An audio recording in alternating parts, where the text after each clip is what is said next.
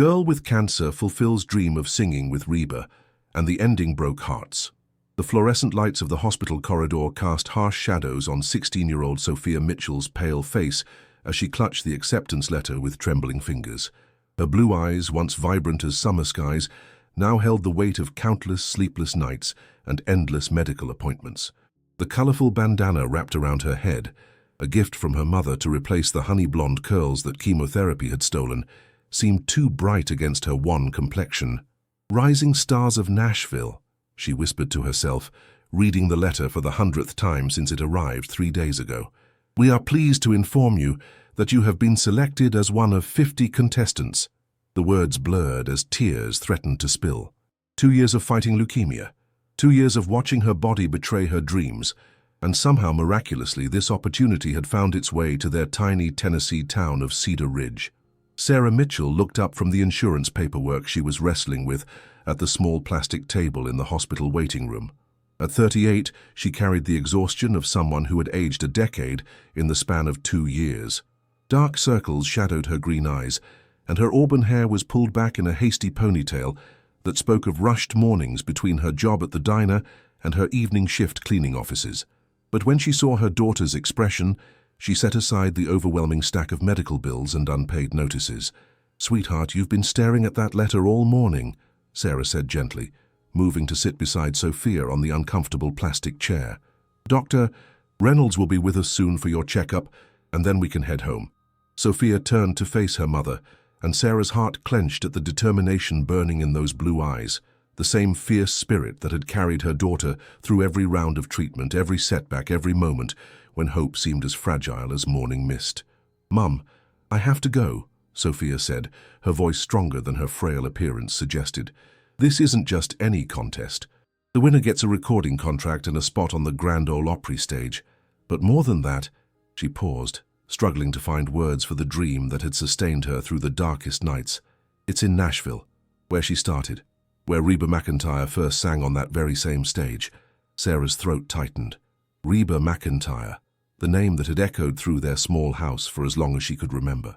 Sophia's bedroom walls were covered with posters of the country legend, from her early days with wild red curls to her more recent performances. The autographed guitar that David, Sophia's father, had won at a charity auction 3 years before his death still held place of honor above her bed. It was the last gift he'd ever given their daughter, presented to her just weeks before the car accident that shattered their family. "I know how much this means to you," Sarah began carefully, "but honey, the entry fee alone is $1,500, and we'd need money for travel, hotel." She gestured helplessly at the medical bills scattered across the table. "The insurance is fighting the last round of treatments, and I'm already working double shifts just to keep us afloat." The light in Sophia's eyes dimmed, but only for a moment. She reached across and took her mother's work-worn hands in her own surprisingly steady grip. "What if this is it, Mom? What if this is my chance to leave something behind? Something more than just—" She gestured at the sterile hospital surroundings. "More than just being another statistic in some medical journal." Before Sarah could respond, a familiar voice interrupted their conversation. "Well, if it isn't our favorite fighter," called out Dr. Amanda Reynolds, approaching with a warm smile that had become a source of comfort over the past 2 years. In her mid-40s, with kind brown eyes and graying hair that she refused to dye, Dr. Reynolds had become more than just Sophia's oncologist. She was their anchor in the storm of uncertainty that cancer had brought to their lives. "Good morning, Dr. Reynolds," Sophia said, quickly folding the acceptance letter and slipping it into her worn denim jacket. But the doctor's sharp eyes had already noticed the paper. "What's that you're hiding there, young lady?" Dr. Reynolds asked with mock severity, settling into the chair across from them. "You know I don't like secrets between us." Sophia glanced at her mother, then slowly retrieved the letter. "It's probably nothing," she said, but her voice carried a tremor of excitement she couldn't quite suppress. "I mean, I know we can't really do anything about it, but—" "Doctor." Reynolds read the letter carefully, her expression growing more thoughtful with each line. When she finished, she looked up at Sophia with something that might have been pride mixed with concern. "This is incredible, Sophia. A national talent competition. How long have you been working toward this?" "I sent in my audition video 6 months ago," Sophia admitted. "I recorded myself singing Fancy in my bedroom. You know, The Reba song. I didn't think anything would come of it, but I figured, what did I have to lose? Sarah felt a pang of guilt. Her daughter had been nurturing this dream in secret, probably knowing that their financial situation made it impossible. How many other dreams had Sophia kept to herself, buried under the weight of their circumstances? Dr. Reynolds was quiet for a long moment, studying the letter again. "The competition is in 3 weeks," she said finally. "How are you feeling, honestly?" Sophia straightened in her chair, and Sarah recognized the stubborn set of her jaw, the same expression she'd worn when she'd insisted on finishing her sophomore year despite the aggressive treatment schedule. "I feel determined," she said. "The last round of chemo was rough, but I'm stronger now, and I've been practicing every day. Even when I was too weak to stand, I'd lie in bed and run through the songs in my head, working on my breathing, my phrasing." "And what does your mother think about this?" Dr. Reynolds asked, turning her attention to Sarah. Sarah felt trapped between her daughter's burning hope and the harsh reality of their situation. "I think," she said slowly, "that my daughter has already been through more than most people face in a lifetime, and if she says she's strong enough," she paused, swallowing hard, "then maybe we need to find a way to make this happen." The words were out before she could stop them, and she saw the shock and joy that flooded Sophia's face, but reality crashed back immediately. "I just don't know how," Sarah admitted. "The money, the travel." Dr. Reynolds was quiet for another moment, then stood up. "Let me make some calls," she said. "I have a few colleagues who've been involved with medical advocacy groups. Sometimes there are resources available for situations like this. But first," she turned back to Sophia, "I need to run some tests. If we're going to make this happen, I need to know exactly what we're working with in terms of your health." As they walked toward the examination room, Sophia caught her mother's hand. "Mom," she whispered, "do you really think—" Sarah squeezed her daughter's fingers, feeling how thin they'd become, how delicate the bones seemed beneath the pale skin. But she also felt the strength there, the determination that had carried them this far. "I think," she said, "that if anyone deserves a shot at their dreams, it's you." What none of them knew, as they disappeared into the sterile examination room, was that their conversation had been overheard by Melissa Santos, a young nursing assistant who was passing by with supplies. Melissa had been following Sophia's journey for months, inspired by the teenager's resilience and grace in the face of such overwhelming challenges. She'd often heard Sophia humming country songs during her treatments, had seen the Reba McEntire posters that Sarah brought from home to brighten the hospital room during longer stays. As Melissa continued her rounds, she couldn't shake the image of Sophia's face when she'd talked about Nashville, about Reba, about leaving something behind. There had to be a way to help. There had to be someone who would care about a young girl's dreams as much as she cared about fighting for her life. The seeds of what would become a viral sensation were already beginning to sprout in Melissa's mind, though she had no idea how far her simple act of compassion would reach, or how it would forever change not just Sophia's life, but touch the heart of a country music legend 1,500 miles away in her tour bus. Scrolling through social media between concert stops, the stage was set for a miracle that none of them could have imagined. But first, Sophia would have to face the biggest disappointment of her young life, a moment that would test not just her dreams, but her very will to keep fighting. 3 weeks later, the Greyhound bus wheezed to a stop outside Nashville's main terminal, its brakes hissing like a tired sigh. Sophia pressed her face against the smudged window, her breath fogging the glass as she stared at the city skyline that had haunted her dreams for years. The towering buildings seemed to shimmer in the afternoon heat, promising everything she'd ever wanted and feared she'd never have. "We made it, sweetheart," Sarah whispered, though her voice carried more exhaustion than triumph. The past 3 weeks had been a whirlwind of miracles and sacrifices. Dr. Reynolds had connected them with a small non-profit that helped families facing medical crises pursue meaningful goals. Between that modest grant, Sarah's decision to sell their ancient Honda Civic, and a GoFundMe page that Melissa had secretly started at the hospital, they'd managed to scrape together just enough for the entry fee, bus tickets, and 2 nights in a budget motel. Sophia turned from the window, and Sarah's heart clenched at how thin her daughter had become. The journey had taken its toll. 12 hours on a cramped bus with minimal bathroom breaks and stale sandwiches from gas station stops, but those blue eyes still burned with the same fierce determination that had carried them this far.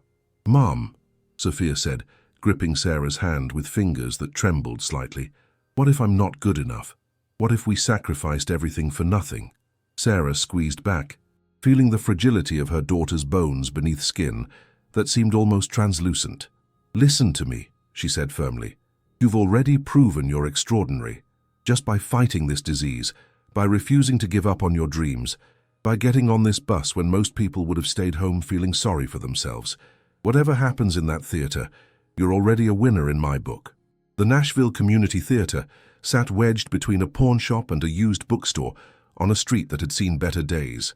Its brick facade was weathered, and the marquee out front flickered intermittently, but to Sophia, it might as well have been Carnegie Hall.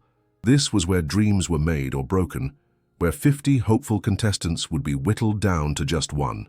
Inside, the theater buzzed with nervous energy. Young singers warmed up their voices, parents clutched programs and cell phones, and organizers rushed around with clipboards and headsets. Sophia found a quiet corner backstage and pulled out her phone to review the notes she'd made about her performance. Fancy, Reba's signature song from 1990. She'd chosen it not just because it showcased her vocal range, but because every word resonated with her own story. The tale of a girl fighting against circumstances beyond her control, determined to rise above her situation through sheer will and talent. She'd practiced it countless times in her hospital bed, on sleepless nights when the pain kept her awake, turning the lyrics into a personal anthem of survival. Contestants 15 through 30, please gather in the wings, called a harried-looking production assistant. Sophia was number 23. Sarah kissed her daughter's forehead, tasting the salt of nervous perspiration. "I love you," Sarah whispered. "Your father would be so proud." Sophia nodded, not trusting her voice. She made her way to the designated area, joining a group of young performers who all seemed impossibly polished and confident. Designer clothes, professional headshots, vocal coaches hovering nearby with last-minute advice. Sophia looked down at her simple black dress, her only formal outfit, purchased at a thrift store 3 years ago for her father's funeral, and felt a familiar wave of inadequacy wash over her. But then she touched the small silver locket at her throat, the one that held her father's photo and a tiny piece of the bandana she'd worn during her first chemo session. This wasn't about fitting in with the polished hopefuls around her. This was about honoring the fight she'd already fought, the love that had brought her this far, and the dream that had sustained her through the darkest nights. The performances began, and Sophia listened from the wings as one by one her fellow contestants took the stage. Most were technically proficient, hitting every note with precision, but something felt missing. Where was the heart? Where was the story that made you forget you were listening to someone sing and instead transported you into their world? "Contestant number 22, you're up next," the stage manager announced. That meant Sophia was just minutes away from her moment. Her heart hammered against her ribs so hard she worried the sound equipment might pick it up. She closed her eyes and tried to center herself the way Dr. Reynolds had taught her during the worst of her treatments. Breathe in for 4 counts, hold for 4, out for 8. Think about why you're here. Think about Dad watching from somewhere beyond.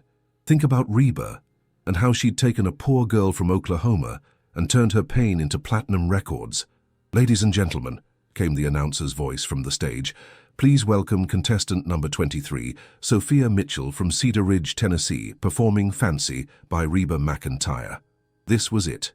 Sophia stepped toward the stage entrance, her legs feeling stronger with each step. The lights ahead were blindingly bright, but beyond them she knew sat the judges who would determine her fate. Among them was Maxwell Thornton, the contest director whose reputation for discovering talent was matched only by his reputation for crushing dreams without mercy. She reached for the microphone stand, her fingers wrapping around the cool metal, and opened her mouth to begin the song that had carried her through the hardest 2 years of her life. The opening piano notes filled the theater, and Sophia felt her father's presence. Her mother's love and her own unbreakable spirit merge into something powerful enough to heal hearts and change lives. But as she drew breath to sing the first line, the microphone emitted a harsh squeal of feedback that made the entire audience wince. She tried again, tapping the microphone gently, but now there was nothing, no sound at all. The piano continued its introduction, looping back to give her another chance, but the microphone remained dead. From the wings, she could see Maxwell Thornton checking his expensive watch with visible irritation. In the audience, Sarah half rose from her seat, her face pale with concern. The piano finished its second loop, and an uncomfortable silence settled over the theater like a heavy blanket. "Technical difficulties," someone called from the sound booth. "We need 15 minutes to fix this." Maxwell strode onto the stage, his silver hair gleaming under the lights, his tailored suit radiating authority and impatience. At 55, he'd built his reputation on discovering talent and his fortune on making harsh but supposedly necessary decisions. He took the backup microphone from a stagehand and addressed the audience with the practiced smoothness of someone accustomed to being obeyed. "Ladies and gentlemen, I apologize for the technical difficulties. However, our schedule is extremely tight today, and we have many more talented contestants to hear. Contestant 23, he turned to Sophia with cold grey eyes. "I'm afraid you'll need to forfeit your spot. Rules are rules, and we cannot hold up the entire competition for equipment failures." The words hit Sophia like physical blows. She stood frozen at center stage, her mouth open but no sound emerging, not because of the broken microphone now, but because of the crushing weight of disappointment. Around her, the theater seemed to tilt and blur.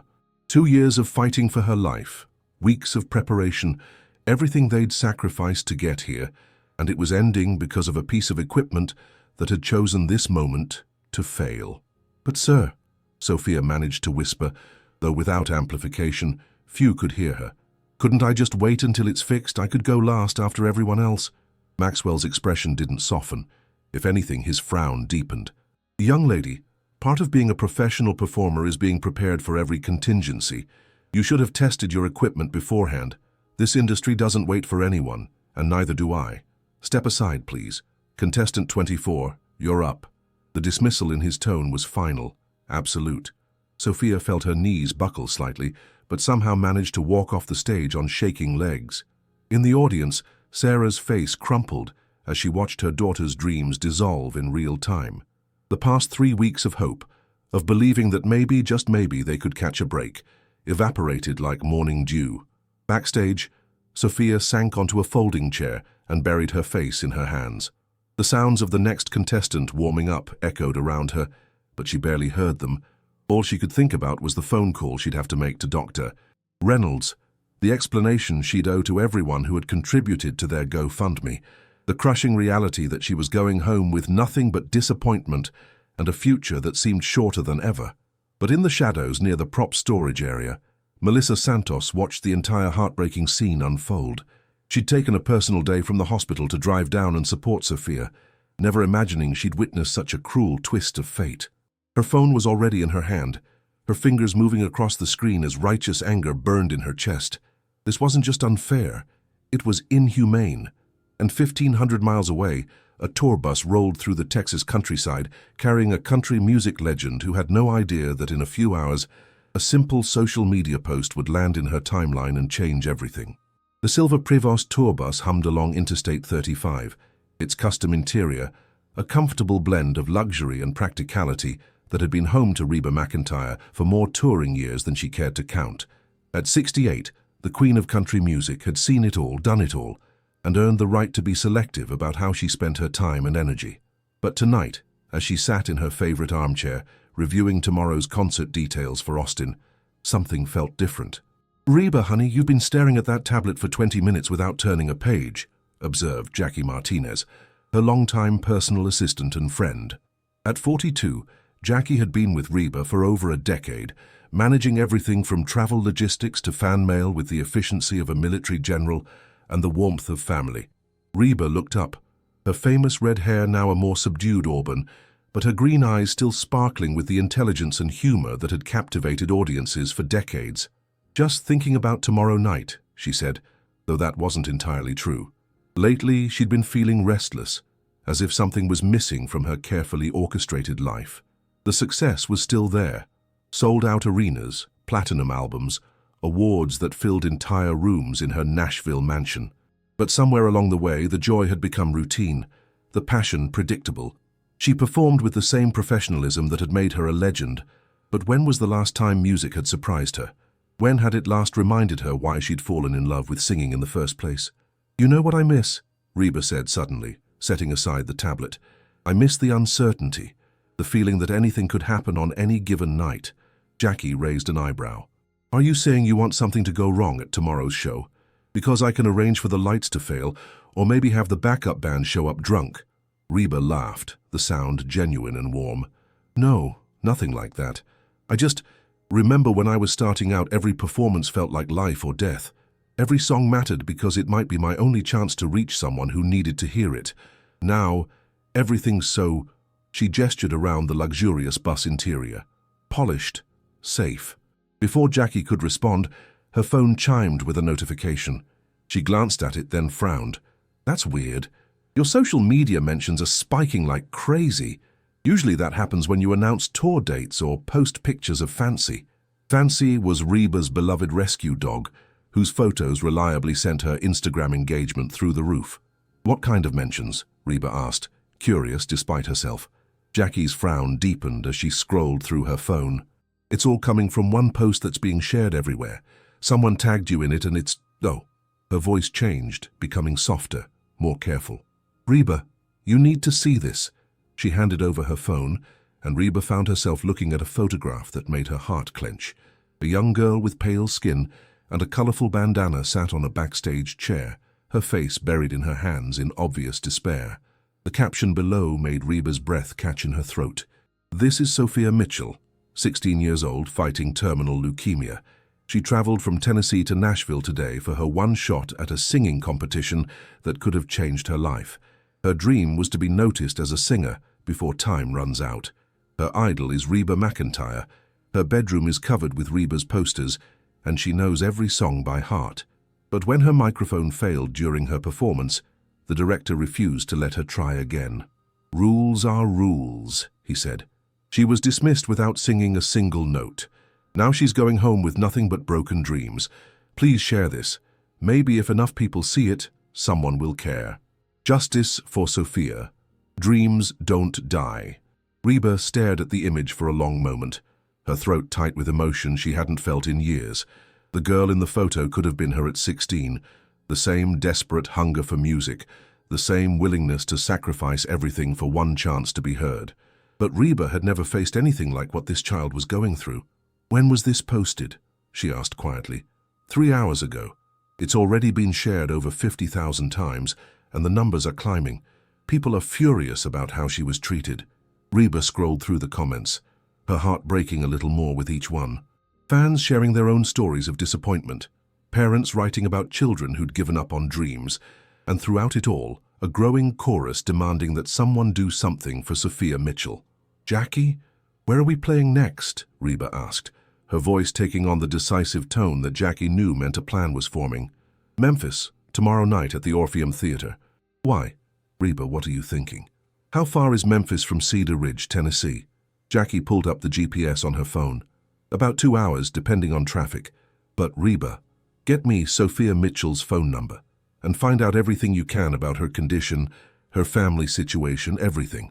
Also, call the venue in Memphis. I want to know how many empty seats we have for tomorrow night's show. Are you thinking what I think you're thinking? Jackie asked, though she was already dialing their tour manager. I'm thinking that sometimes the universe puts exactly what you need right in front of you, and you'd be a fool not to pay attention. Reba's eyes were bright now, brighter than Jackie had seen them in months. This girl loves my music enough to fight through cancer treatments just for a chance to perform one of my songs. The least I can do is give her that chance. While Jackie made calls, Reba continued scrolling through the social media storm surrounding Sophia's story. The more she read, the angrier she became, not just at the callous director who'd dismissed a dying girl's dreams, but at an industry that had become so focused on perfection and profit that it had forgotten why music mattered in the first place. Music was supposed to be about connection, about reaching into someone's soul and reminding them they weren't alone. It was about taking pain and transforming it into something beautiful, something that could heal both the performer and the audience. This Sophia Mitchell understood that in a way that many professional performers never would. I've got her mother's phone number, Jackie announced, hanging up from her call. Sarah Mitchell. They're apparently driving back to Tennessee tonight on a Greyhound bus. Reba, are you sure about this? I mean, it's a beautiful gesture, but what? The girl is terminal. What if something happens? What if she's too sick to perform? What if this just raises her hopes only to disappoint her again? Reba was quiet for a moment, understanding Jackie's concerns. In their business, every decision carried risk. Every public gesture could backfire. But sometimes, she reflected, the biggest risk was playing it safe. "You know what my mama used to tell me when I was afraid to take chances," Reba said finally. "She'd say, 'Honey, you can't steer a parked car. This girl isn't asking me to cure her cancer or promise her a record deal. She just wants to sing. And if I can give her one night where her dreams come true, where she gets to feel like the star she already is in her heart, then what happens after doesn't matter.'" Jackie smiled, recognizing the stubborn determination that had carried Reba from a small-town Oklahoma girl to country music royalty. "So what's the plan?" "Call Sarah Mitchell. Tell her who you are, and that I'd like to invite Sophia to be my special guest tomorrow night in Memphis. Tell her I want Sophia to sing with me on stage, in front of 12,000 people. And Jackie?" "Yes? Make sure she knows this isn't charity. This isn't me doing her daughter a favor. This is me asking a fellow musician to help me remember why we do this in the first place." As Jackie dialed the number, Reba found herself thinking about the last time she'd felt this excited about a performance. It had been years, maybe decades, but something about Sophia's story, about her fierce determination to sing despite everything working against her, had awakened something in Reba that she'd thought was gone forever. The bus rolled on through the Texas night, carrying them toward Memphis and a meeting that would remind both a legendary performer and a dying girl why music had the power to transcend every limitation, every boundary, every cruel twist of fate that life could throw at them. In a budget motel room in Nashville, Sarah Mitchell's phone began to ring with a call that would transform heartbreak into the most beautiful night of their lives. And in the back of a Greyhound bus somewhere between Nashville and Cedar Ridge, Sophia Mitchell stared out the window at the darkness, unaware that her hero was about to prove that sometimes dreams do come true in the most unexpected ways. Sarah's hands shook as she stared at the unknown number flashing on her phone screen. They'd returned to the cramped motel room an hour ago, Sophia immediately collapsing onto the thin mattress in exhaustion and defeat. The bus back to Cedar Ridge wouldn't leave until morning, which meant one more night in Nashville. One more night of pretending that everything would be okay when they both knew it wouldn't. "Mom, just let it go to voicemail," Sophia mumbled from the bed, her voice muffled by the pillow she'd pulled over her head. "I can't handle any more bad news today." But something made Sarah answer. Maybe it was the desperate hope of a mother who'd watched her daughter's spirit crumble in real time, or maybe it was simply instinct. "Hello? Hello? Is this Sarah Mitchell?" The woman's voice was warm, professional, with just a hint of southern accent. "Yes, this is Sarah. Who's calling, please?" "My name is Jackie Martinez, and I'm calling on behalf of Reba McEntire." Sarah nearly dropped the phone. For a moment, she wondered if this was some cruel prank.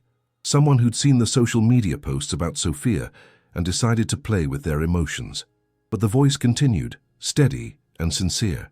"I know this must sound unbelievable, but Reba saw the post about your daughter's experience today. She's deeply moved by Sophia's story, and she'd like to invite her to be a special guest at tomorrow night's concert in Memphis." I'm sorry, what?" Sarah sank onto the edge of the bed, her legs suddenly unable to support her. Sophia lifted her head from the pillow, seeing her mother's shocked expression. "Reba would like Sophia to join her on stage tomorrow night at the Orpheum Theatre. She wants to sing with her. This isn't a publicity stunt, Mrs. Mitchell. Reba was genuinely touched by your daughter's courage and her love of music. She'd like to give her the chance to perform that she was denied today." Sarah's eyes filled with tears as she looked at Sophia, who was now sitting up, her blue eyes wide with confusion and a flicker of hope she was afraid to acknowledge. Are you serious? This is really Reba McEntire's assistant calling." "Yes, ma'am, I am. I know it's a lot to process. We'd like to arrange for transportation to get you both to Memphis tomorrow, and of course, we'll cover all your expenses. The only thing Reba asks is that Sophia be prepared to sing Fancy. She understands that's the song your daughter was planning to perform today." The irony wasn't lost on Sarah. Less than 6 hours ago, Sophia had been devastated because she couldn't perform that very song. Now her idol was inviting her to sing it on one of the most famous stages in the South. "Mom?" Sophia whispered, seeing the tears streaming down her mother's face. "What's happening?" Sarah covered the phone's mouthpiece. "Sweetheart, it's Reba McEntire's people. They want you to sing with her tomorrow night in Memphis." The color drained from Sophia's already pale face, then rushed back in a flood of emotion that made her look more alive than she had in weeks. "You're not joking with me, are you? Please tell me this isn't some kind of mistake." Sarah returned to the call. "Ms. Martinez, my daughter would like to know if this is real. We've had a very difficult day." Jackie's voice was gentle, understanding. "I can only imagine. And yes, this is absolutely real. Reba specifically asked me to tell you that this isn't charity. She sees Sophia as a fellow musician who deserves the chance to share her gift. Would it help if Reba spoke with Sophia directly?" Before Sarah could answer, she heard a familiar voice in the background, and then Jackie was handing over the phone. Sarah's heart nearly stopped as she realized she was about to speak directly to the woman whose music had soundtracked her daughter's entire life. "Sarah, this is Reba."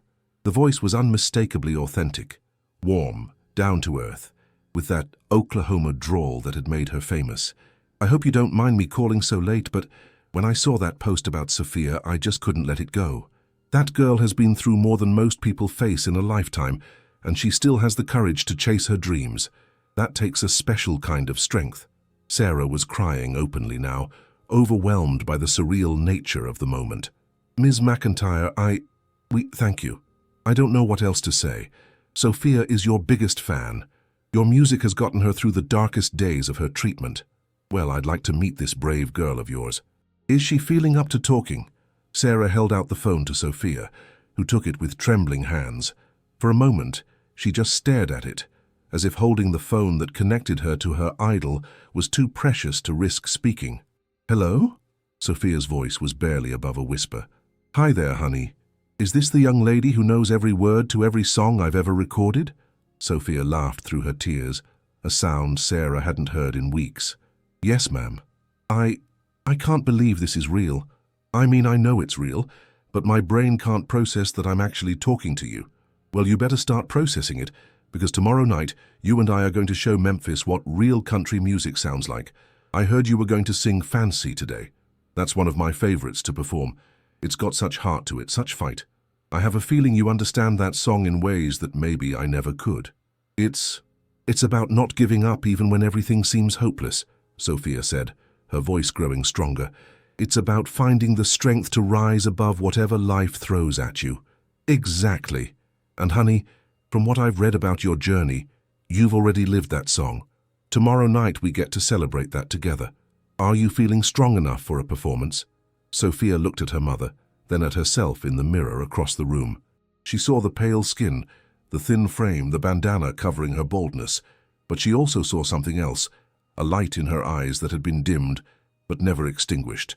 "Ms. McIntyre, I've been preparing for this moment my entire life. Even if I have to crawl onto that stage, I'll be there." Reba's laugh was rich and genuine. "I don't think crawling will be necessary, but I love your spirit. Now, I want you to get some rest tonight, okay? Tomorrow's going to be a big day. Jackie will call you in the morning with all the details about getting to Memphis." "Ms. McIntyre," Sophia said quickly, afraid the call might end. "Thank you. Not just for tomorrow night, but for all of it. Your music has been with me through every treatment, every scary night, every moment when I wanted to give up. You've already given me more than you know." There was a pause, and when Reba spoke again, her voice was thick with emotion. "Sweetheart, I think you've got that backwards. You're about to give me something I didn't even know I was missing. See you tomorrow night." After the call ended, mother and daughter sat in stunned silence for several minutes. The dingy motel room suddenly felt transformed, as if magic had settled into every corner.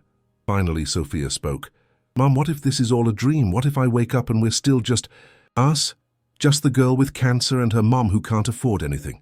Sarah took her daughter's face in her hands, looking into those blue eyes that held so much wisdom for someone so young.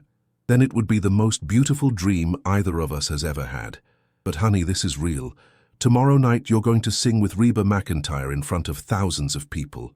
You're going to show the world what I've always known, that you have something special inside you that no disease can touch." Meanwhile, back on the tour bus rolling through Arkansas, Reba found herself unable to sleep. She kept thinking about the conversation with Sophia, the strength she'd heard in that young voice, despite everything the girl was facing. It reminded her of something her own mother had told her years ago. "Honey, the most beautiful music comes from hearts that have been broken and put back together. Tomorrow night wasn't just going to be a performance, it was going to be a testament to the power of dreams, the strength of the human spirit, and the magic that happened when two souls connected through music. But neither Reba nor Sophia knew that Maxwell Thornton, furious about the negative publicity surrounding his handling of the competition, was already working to discredit Sophia's story, setting the stage for a confrontation that would test everyone's resolve. The next morning would bring challenges none of them anticipated, but it would also bring a miracle that would remind the world why music mattered, why dreams were worth fighting for, and why sometimes the most powerful performances came not from technical perfection, but from hearts that refused to surrender to despair.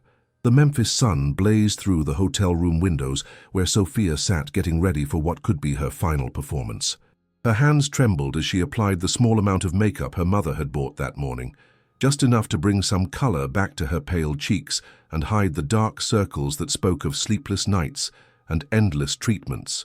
"Sweetheart, are you sure you're feeling up to this?" Sarah asked for the 10th time that day, watching her daughter with the protective intensity of someone who'd spent 2 years learning to read every subtle sign of pain or weakness. The limousine ride from Nashville to Memphis had been smooth, but Sophia had grown increasingly quiet as the day progressed, her energy seeming to ebb like a tide. "Mum, I've never been more sure of anything in my life," Sophia replied, though her voice carried a weariness that hadn't been there during last night's phone call. "Even if I collapse on that stage, I'm going to sing with Reba McEntire. Some dreams are worth dying for." The word sent a chill through Sarah's heart, but before she could respond, there was a knock at their hotel room door. Jackie Martinez entered with her usual efficiency, but her expression carried an unusual tension. "How are we feeling?" Jackie asked, though her eyes were already assessing Sophia's condition, with the practiced concern of someone who'd worked with performers through illness and injury. "Ready?" Sophia said simply, standing up from the chair with a determination that belied her physical frailty. Jackie hesitated, then pulled out her phone. "There's something you both need to know before we head to the venue.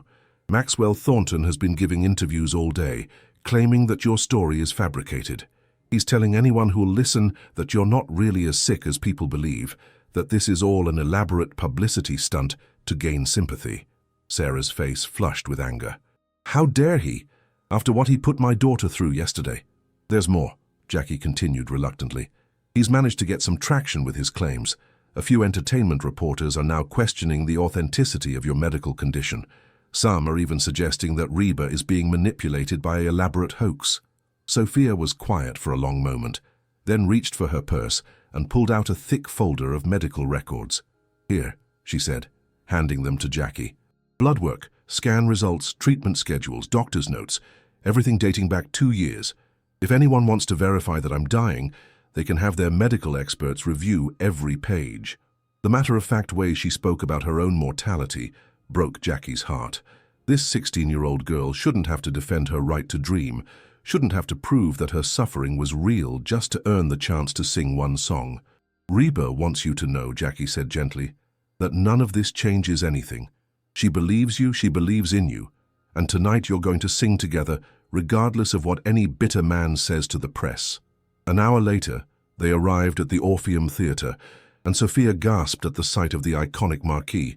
Built in 1928, the venue had hosted everyone from Elvis Presley to B.B. King, and now her name was up there alongside Reba's. Tonight, Reba McEntire with special guest Sophia Mitchell. Backstage, the energy was electric. Crew members rushed around with equipment. Backup singers warmed up their voices, and in the middle of it all stood Reba McEntire, dressed in a stunning rhinestone-studded jacket that caught the light like stars. When she saw Sophia, she crossed the backstage area with quick, purposeful steps. "There's my duet partner," Reba said, pulling Sophia into a gentle hug that somehow conveyed both strength and protection. Up close, Sophia could see the concern in the older woman's eyes, but also something else, a fierce determination that reminded her why Reba had survived and thrived in a cutthroat industry for over 4 decades. "Ms. McEntire, I heard about what that man is saying about me," Sophia began, but Reba held up a hand to stop her. "Honey, let me tell you something I learned a long time ago. There will always be people who try to tear down what's beautiful and real because they can't create anything beautiful themselves. Maxwell Thornton is yesterday's news. You and I, we're about to create something that will matter long after his bitter words are forgotten. Reba led Sophia to a quiet corner of the backstage area where 2 chairs had been set up. Now I want to run through Fancy with you one more time, but first I need to ask, how are you really feeling? And don't give me the brave answer. Give me the honest one. Sophia looked down at her hands, then back up at Reba's understanding eyes. I'm scared, she admitted. Not of performing, but of what comes after. This might be the last beautiful thing that happens to me. What if I can't live up to the moment? Reba reached over and took Sophia's hands in her own, and Sophia was surprised by how warm they were, how steady. Let me tell you a secret, Reba said. Every time I walk on that stage, I'm still that scared little girl from Oklahoma who doesn't know if she's good enough. The secret isn't getting rid of the fear, it's using it. That fear means this matters to you. It means you care enough to be vulnerable in front of thousands of people. That's what makes a real performer. They spent the next 30 minutes going through the song, with Reba coaching Sophia on breathing techniques and stage positioning. As they worked, other members of the crew stopped to listen, drawn by the pure emotion in Sophia's voice. Even Reba's backup singers gathered around, harmonizing softly during the chorus. That's it, Reba said when they finished. That's the performance that's going to change lives tonight. As showtime approached, the backstage energy reached a fever pitch. The venue was sold out, with 12,000 people filling every seat. What they didn't know was that word of Sophia's story had spread even further, and the concert was being live-streamed to hundreds of thousands of viewers around the world. Reba performed her regular set, with her usual professional excellence, but everyone could sense that something special was building. She told stories between songs, gradually working up to the moment everyone was waiting for. Finally, as she prepared for the encore, she stepped to center stage with just a spotlight on her. Tonight, I want to talk to you about courage, she began, her voice carrying clearly through the packed theater. Real courage isn't the absence of fear. It's doing what matters most, even when you're terrified. I've met a lot of brave people in my life, but I've never met anyone braver than the young lady I'm about to introduce to you. The audience was completely silent, hanging on every word. Her name is Sophia Mitchell. She's 16 years old, and she's fighting leukemia with the same fierce determination that she brings to her music. Yesterday, she traveled from Tennessee to Nashville for a singing competition. When her microphone failed through no fault of her own, she was dismissed without being allowed to perform. But sometimes the universe has bigger plans than what we can see. Reba paused, looking out into the darkness beyond the stage lights. Sophia knows every word to every song I've ever recorded. She's studied my music not as a fan, but as a fellow artist learning her craft. Tonight she and I are going to sing together, and I want you to witness what happens when someone refuses to let circumstances define their dreams. The applause was thunderous as Sophia walked onto the stage, her simple black dress elegant under the lights, her colorful bandana replaced by a beautiful silk scarf that Jackie had found for her.